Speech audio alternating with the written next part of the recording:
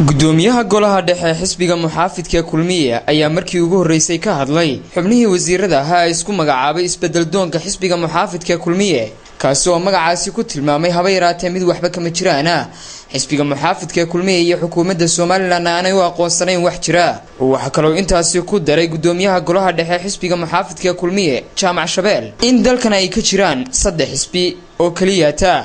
oo kala ah xisbiga muxaafidka kulmiye ee waqti xaadirkan ka arrimiya dalka Jamhuuriyadda Soomaaliland iyo labada xisbi mucaarid ee UCID iyo wadani isagoo arrimahaasi ka hadlayana waxa uu yiri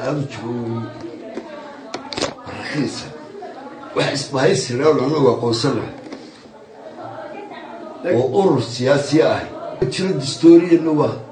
xaaraan in la sheego hadda cudurkiisa wax soo mowduuc kale لكن هو حسب هايس ولاد يحلون أقوسن واحد متشيلو صدق حسب الكتير سياسة مركز هذا صدق على حسب يوم بعد الكتير عند صور عضو كلود الكتير صدق على حسب هاي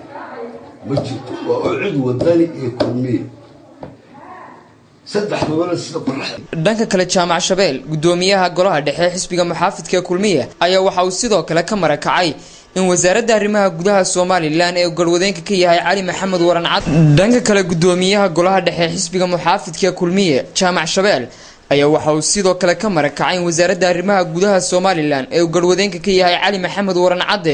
ay guud ahaanba ku fashilmeen diiwaangelintii kaararka muwaadiniinta oo muddooyinkii ugu dambeeyay ka socday gudaha Soomaaliland kaasi oo ay hore u dhaleeleen isla markaasina ay tilmaameen in diiwaangelintaasi xukuumadda Soomaaliland gaar ahaan wasaaradda arrimaha guduhu ay ku fashilmayso waxa sidoo kale arrintani hore uga dhawaajiyay xisbiyada mucaaridka iyagoo xukuumadda Soomaaliland iyo wasaaradda arrimaha gudaha ku tilmaamay in ay arrintani ku fashilmayaan isla markaasina aanay ka gayoon karin ee loo diyaar garoobo habka ugu haboon ee looga gudbi karo arrintaasi ee lagu qaban karo doorasho xor oo xalaal ah waxaana mar kale isagoo arrimahaasi Jaamac Shabeel ka hadlaya uu yiri siyaasaddu kuma dhex jirto